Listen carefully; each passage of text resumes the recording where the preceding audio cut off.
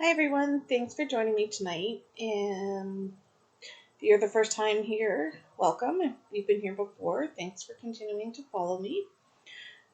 So I said I would be back when there was a new update. And I have a new update. So I'm going to go over kind of what I know about agencies. I know the long roundabout version, but I'm going to talk about 4 different agencies that I've connected with over this process. So the first one, which you guys have heard me talk about, wasn't very good. It wasn't a good experience, unfortunately.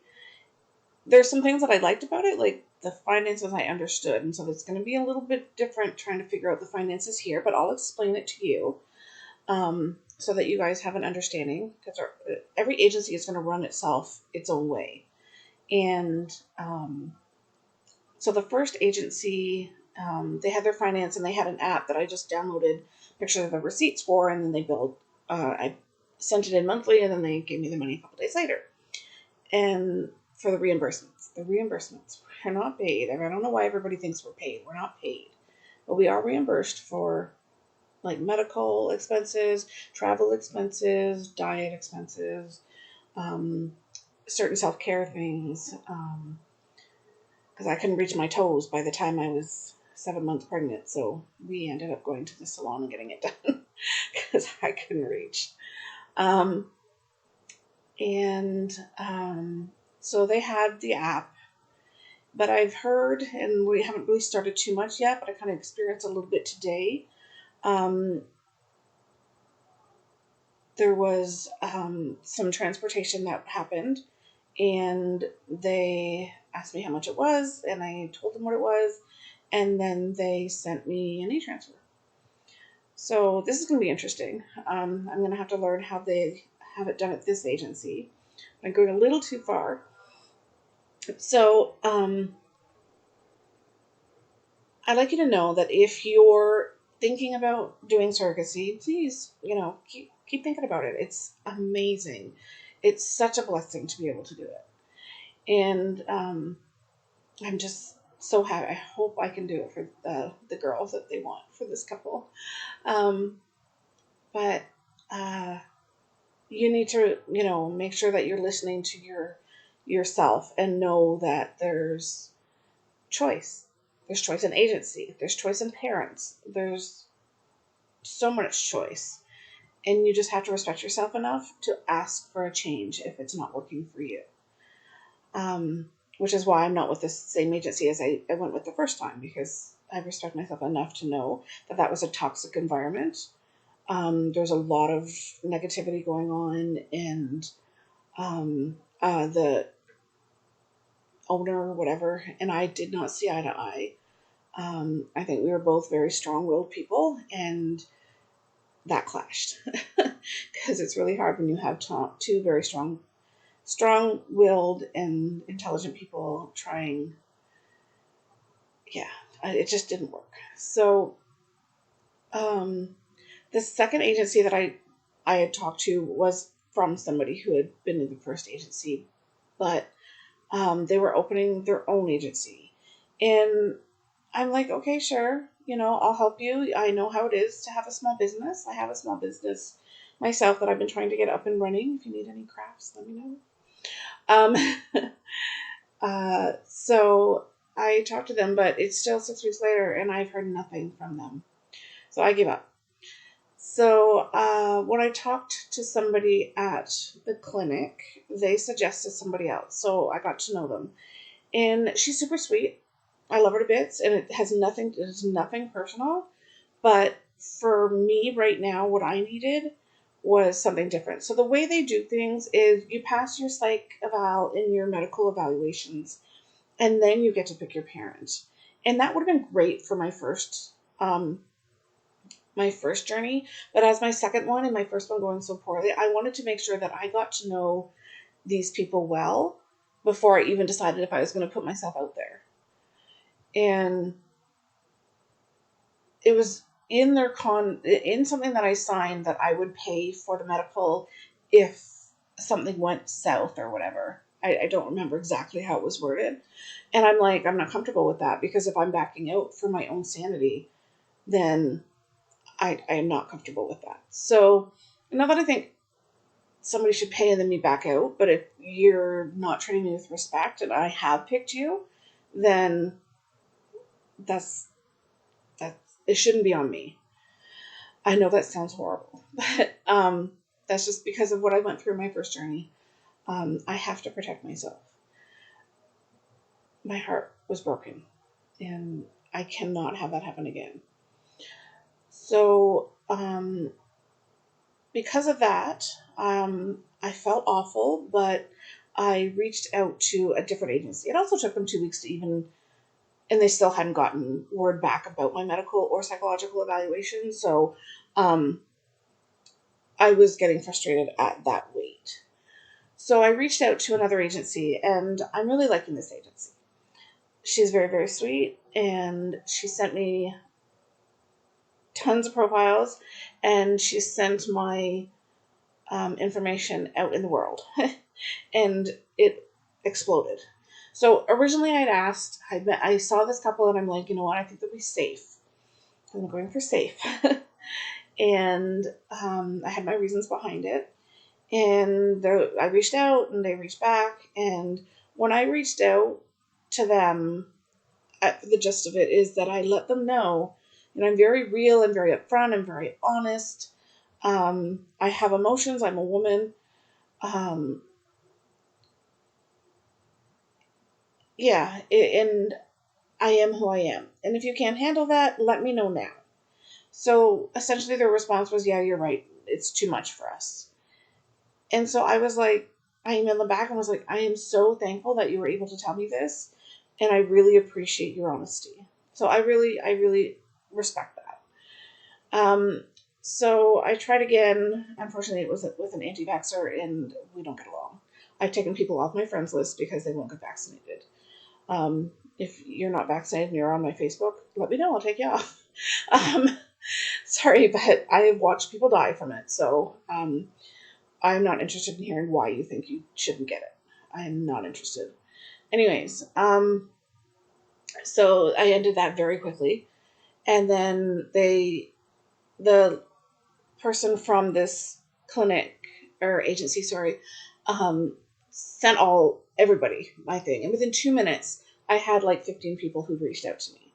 And I'm like, oh my goodness, all these hearts I have to break. That's all I could think.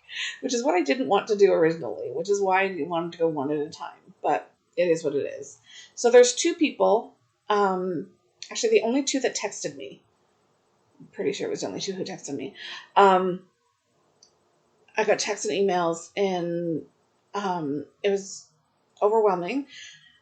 But I started talking with a couple of them who were very upfront and very, you know, sweet in the beginning. And so I continued talking with them. And I ended up narrowing it down to two. And I said to everybody else, "Oh, I'm so sorry, God bless, and hope you get what you're needing, but I have somebody else in mind." So, like, that was horrible. I felt awful doing that. But it is what it is, and they expect it. They know that we can't do it for everybody. And their person will come along. I want to send the good vibes in the world, that their people will come along, and that they're good people, and that, yeah, they'll be respectful of their surrogate. So, had it down to two people, and the funny thing is, the thing that made the couple win, not that I decided I'd do it for, however you want to word it, I don't know how to word that right, but was that they were constantly in my face, which is 100% the opposite of my other couple from the previous journey. So they were constantly like, good morning, I hope you have a good day. How was your night? Or, at night, good night. How was your day? I hope it was great. Do you have anything you want to ask? And they were open books, and they had another surrogate who they said that was willing to talk to me, and I didn't want to push it too much, but after we chatted for a while, I pretty much can tell that these people understand. They told me they understand, what we go through, especially having one before, because they already have kids. kid or kids, kids, they understand what we go through. Um, and so being that I felt respected, I'm like, I already know, I'm like 80% sure that I know what I want to do, 85% sure I know. But let's try this surrogate, because this is another thing that I'm going to say. And I talked to somebody else and they were like 100% agreeing with me that if your intended parents don't have a relationship where you can talk to their surrogate, that is a huge red flag. Find out why. And don't take their word for it, because they will lie. Um, but find out why. I just really don't want my last intended parents to do what they did to me to somebody else. So I want to make sure. Oh, I'll talk to them, but they're not going to get a happy story. So they're gonna learn what jerks they were and how they were drunk two of the times that I went to go visit, and how, they told me what I can and can't do with my body, and how I should and shouldn't feel, and um, just were really insensitive. We're on the phone the whole time. Like, oh, get me started, don't you? Yeah, I'll talk to her. I don't want them to do to another surrogate what they did to me. So that's why I say that's a huge, huge red flag. If they have been one, you're doing a surrogate sibling journey to make sure that you talk. If you cannot talk, you don't have to actually talk to them. But if they say no, you want to know why. I'd actually run. I wouldn't even find out why. I would just run, because there's something that went wrong, and find out more information. I know there's like certain rules around it, but question if they've had a failed um, connection before. Find out why, because now that I met them and now that I've gone through what I went through with them, I know there's more to that story than they let on. But my heart is big, and I felt bad for them, and I didn't consider that could be any other story than the one they were giving me, and the one that they gave me didn't make sense. So now I see why it didn't make sense, because there's probably a lot more to it. So if you're doing a sibling journey and they won't let you talk to the surrogate, run the other way. That's all I'm going to say. So I spoke with the. That being said, I spoke with the other surrogate from this couple from their first journey, because I am doing a sibling journey, and I had to do a sibling journey. I had to make sure that I knew that it would be okay and that I would be respected and they understand what we go through for them. So that was all part of it. Like I wish I didn't have to do that, and I wish I could give somebody who doesn't have kids a child. And really, that's my belief, is that's what's best. But that's not what's best for me right now. So you do you.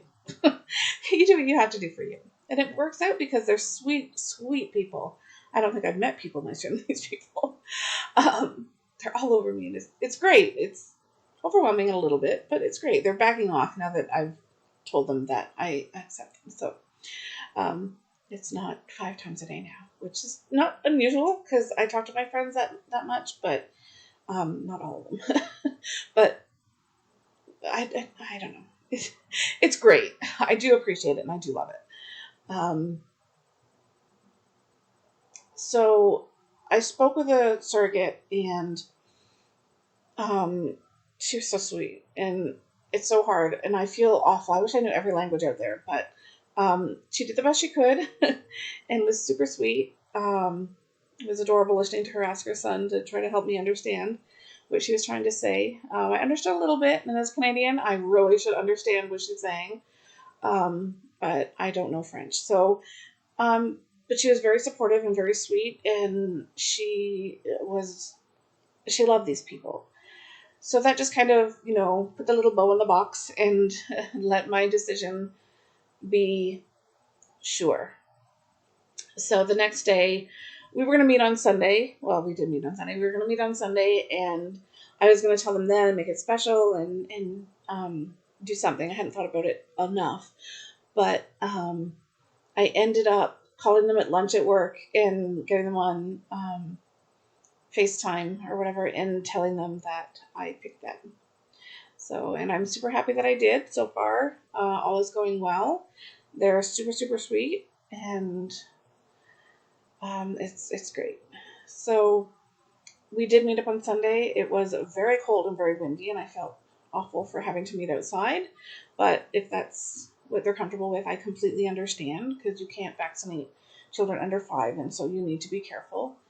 I don't know how things are going to play out, and if they feel uncomfortable, I want them to back away and to know that I accept that and I'm okay with that. But in the same sense, if I see a red flag, I need to listen to that. I don't see one coming, but you don't see them coming.